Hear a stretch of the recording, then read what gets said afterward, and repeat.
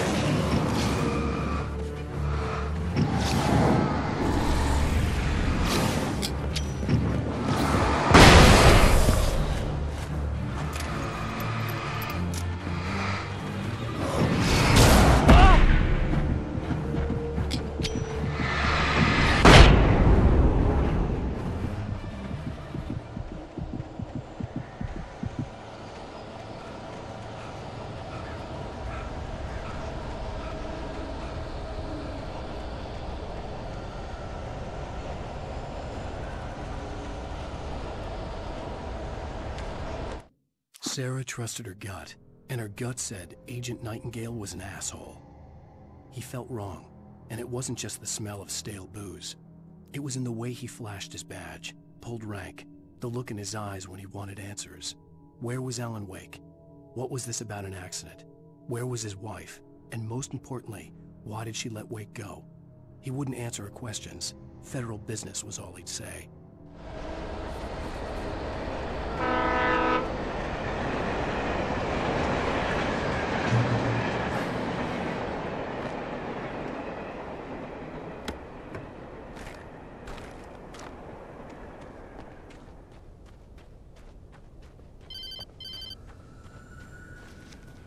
Hello?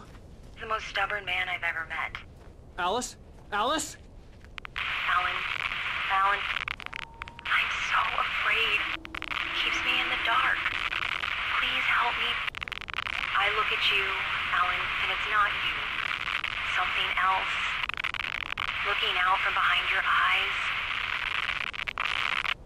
Alice, I'm here. I'm so alone here. It's all gonna go to hell. You need to be careful. Cooperate. The connection had been terrible, but that wasn't the only thing that hadn't been right with the call. She sounded wrong somehow, but she had called me. The pipe wrenched itself loose from the bridge's steel framework. Wrapped in darkness, it floated in midair, twitching. For a moment, I didn't understand what I was looking at. The heavy object lurched at me with impossible force. I threw myself out of the way, but just barely. When I turned my flashlight on it, it shook in a dark rage before it flew at me again. I could see a railway bridge up ahead and a warehouse of some sort on the opposite shore. I hoped I could find a car from there.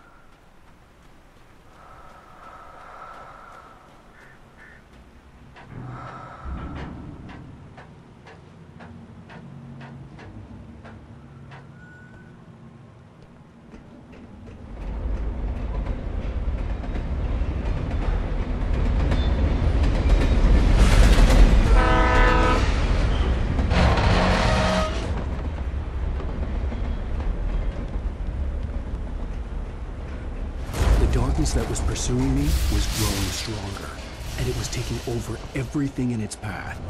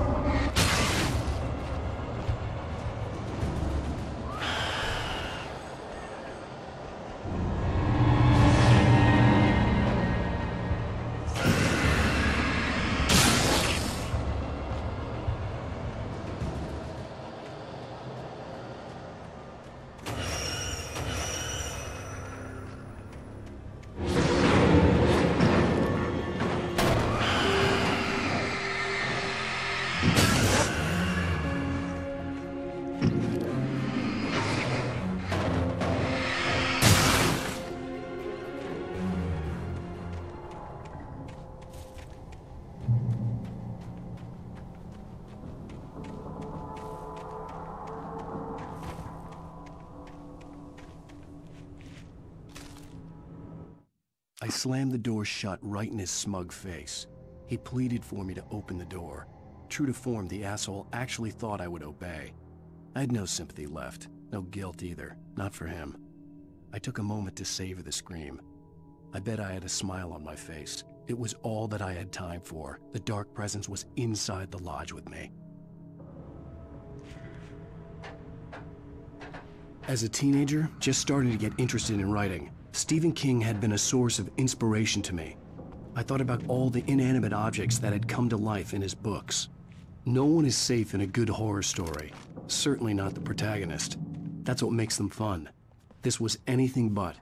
The darkness could possess anything, and it was getting closer.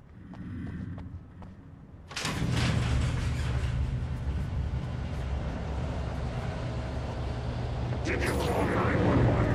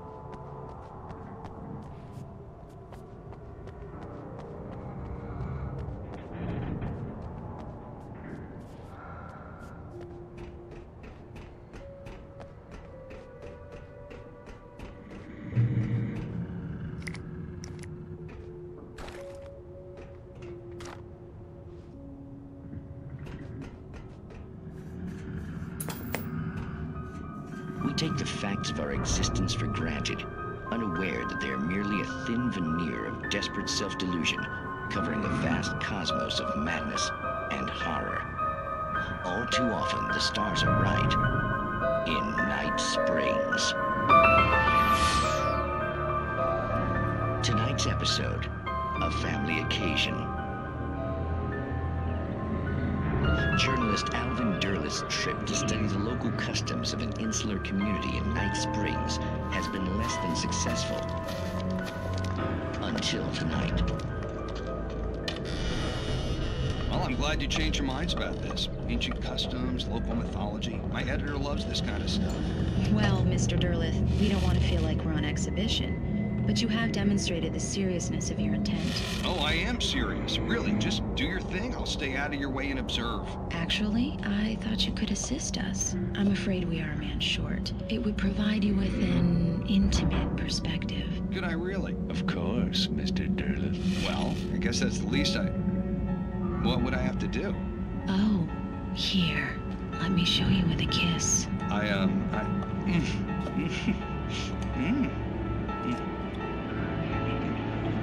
What did you...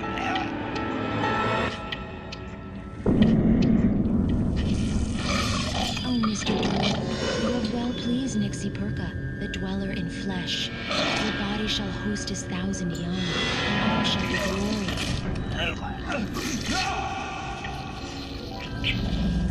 Shh, darling, be calm. Shh. Alvin Derleth learned a harsh lesson. If you go looking for mythology, it may come looking for you. And such quests always bear fruit. In Night Springs.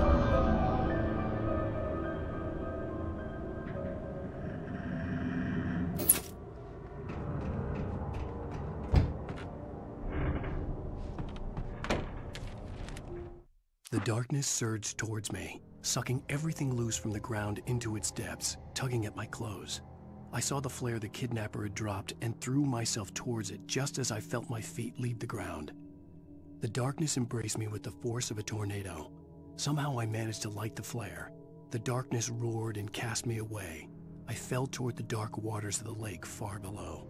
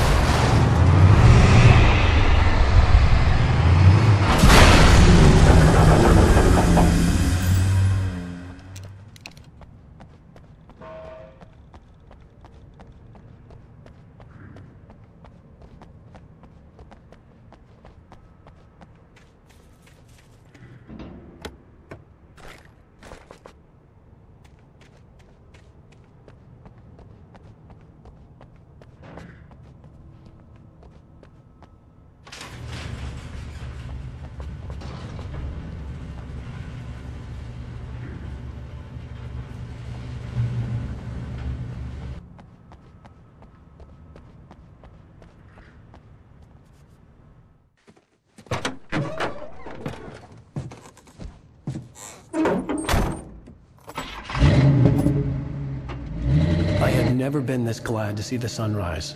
I had a couple of hours to get to the coal mine.